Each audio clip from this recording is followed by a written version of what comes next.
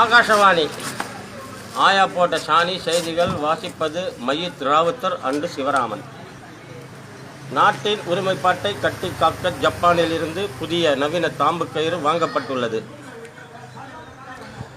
எதிர்க்கட்சி தலைவர் ஏர்வாடி ஏகாம்பரத்தின் மனைவியை ஒரு மார்வாடி போய்வாடி என்று திட்டியதை கண்டித்தும் இப்படி வாடி போடி என்று பேசிய காட்பாடி கானாங்கோஜி ஆதரித்தும் நாளைய தினம் நாடு தழுவிய பந்த் நடைபெறும். வழக்கம் போல் கூவத்தில் நாற்றமடிக்கும் எருமை மாடுகள் நகரமெங்கும் திரிந்து கொண்டிருக்கும். பொதுமக்களின் நலன் கருதி இவை இரண்டும் பந்தில் கலந்து கொள்ளாது என்று காவல்துறை ஆய்வாளர் திரு காராபூந்தி மிச்சர் அவர்கள் கேண்டீனில் அறிவித்தார்.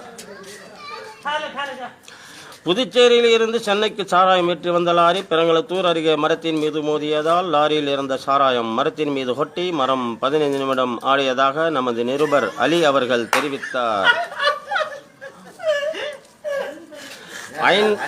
அயன்வரம் புர்சைவாக்கம் பகுதியில் மக்களுக்கு தொல்லை கொடுத்த 500 ஈக்களும் 300 கொசுக்களும் கைது செய்யப்பட்டனர்.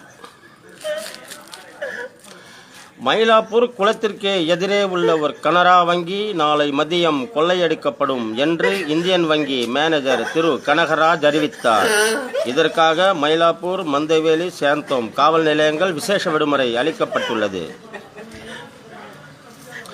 ராயப்பேட்டா பொது மருத்துவமனையில் அறுவை சிகிச்சைக்காக அனுமதிக்கப்பட்டிருந்த திரு லோஆடியா பகாடியா நேற்று மாலை நன்றாக குணமடைந்து இறந்து போனார். அவர் இறப்பது இதுவே முதல் தடவையாகும்.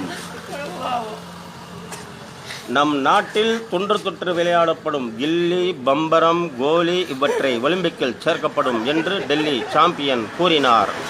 மீண்டும் தலைப்புச் செய்திகள். அப்பம்பட்டு அருகே 2 கேழ்விகள் மோதி லாரி கவிழ்ந்துவிட்டது. லாரிக்கு பெருங்காயம், கேழ்விகளுக்கு சிறுங்காயம். லாரி ஹாஸ்பிட்டலிலும் கேழ்விகள் ஒர்க் ஷாப்பிலும் சேர்க்கப்பட்டன. ஓட்டல் முனியாண்டி விலாசில் ரகளை 32 கொசுக்களும் 22 பெற்சாலிகளும் உயிரிழந்தனர். போலீசார் தீவிர விசாரணை செய்து வருகிறார்கள். பம்பாயில் இருந்து புறப்பட்ட ஜனதா எக்ஸ்பிரஸ் 20 நிமிடம் தாமதம். ஏனென்றால் தண்டவாளத்தில் 2 கட்டெரும்புகள் சண்டை போட்டுக் கொண்டிருந்தனர். மீண்டும் வானிலை அறிக்கை. புதுச்சேரி அருகே கடலில் மையம் கொண்டிருந்த குறைந்த காற்றழுத்த தாழ்வு நிலை மேலும் வலுவடைந்துள்ளதால் ஆங்காங்கே பலற்ற மழை பெய்யக்கூடும். ஆகவே ஆங்காங்கே உள்ள பொதுமக்கள் அனைவரும் நடுகடலுக்கு சென்று பாதுகாப்புடன் இருக்கும்படி புதுவை அரசு கேட்டுக்கொண்டுள்ளது. நாளை காலை முதல் பலற்ற காற்று வீசக்கூடும் என்பதால் ஆங்காங்கே உள்ள பொதுமக்கள் அனைவரும் முருங்கை மரத்தில் ஏறிக்கொண்டு பாதுகாப்புடன் இருக்கும்படி புதுவை அரசு கேட்டுக்கொண்டுள்ளது. நன்றி.